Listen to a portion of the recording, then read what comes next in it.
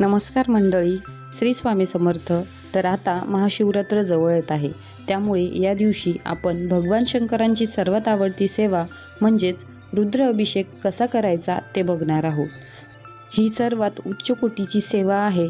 तर रुद्र अभिषेक ही सेवा करायला 1 तास लागतो. तर ही सेवा कधी करायची, तर आपल्याला सगळ्यांना माहीतच आहे की भगवान शंकरांची सेवा करायला उत्तम कालावधी म्हणजेच संध्याकाळी प्रदोष कालावधी. जर तुम्हाला प्रदोष कालावधीत शक्य झाले नाही तर तुम्ही ही सेवा दिवसभरात कधीही करू शकता. बघा, कुठलीही पूजा करायच्या आधी दीप प्रज्वलित करायचा असतो. तर बघा, इथे मी एक चौरंग घेतला आहे, त्याच्यावर सफेद वस्त्र अंथरलं आहे आणि समई पेटून घेतली आहे. आणि भगवान शंकरांना धूप खूप प्रिय आहे, म्हणून ही सेवा करताना तुम्ही धूप अवश्य लावा. अभिषेक करताना लक्षात ठेवा की पिंडीचे तोंड हे उत्तरेला आले पाहिजे, म्हणजे ज्या बाजूने पाणी खाली गळते ती बाजू उत्तर दिशेला आली पाहिजे. तर पिंडीचा अभिषेक करताना आधी शुद्ध पाण्याने अभिषेक करायचा आहे, त्यानंतर दुधाने किंवा पंचामृताने करायचा आहे, त्यानंतर परत शुद्ध पाण्याने करायचा आहे, नंतर चंदनाने आणि परत शुद्ध पाण्याने अभिषेक करायचा आहे.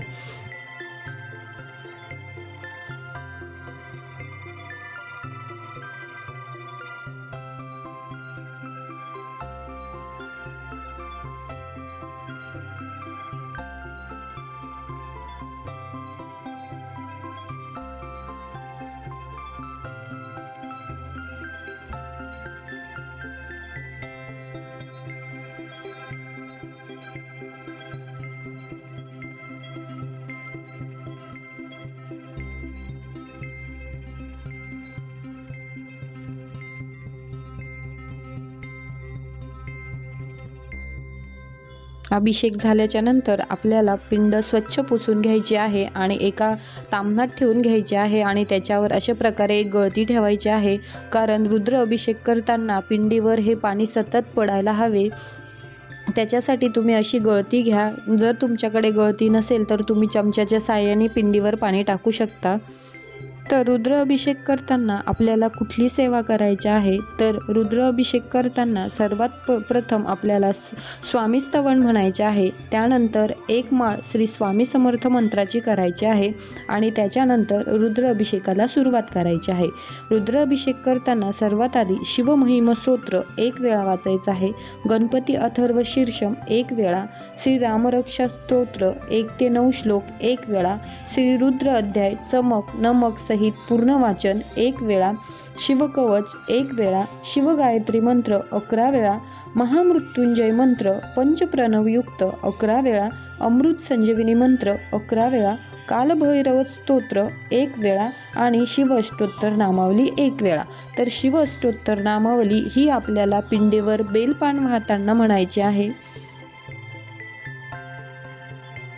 आता या सेवा झाल्यानंतर भगवान शंकरांची पिंड एका ताम्हणात ठेवायची आहे. त्यानंतर भगवान शंकरांना भस्म अतिशय प्रिय आहे, तो तुम्हाला लावून घ्यायचा आहे.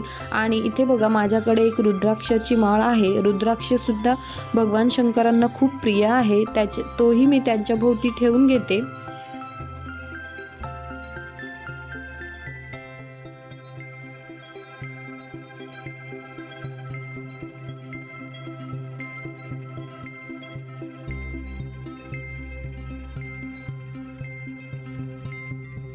अशा प्रकारे मी भगवान शंकरांना भस्म आणि चंदन लावून घेणार आहे.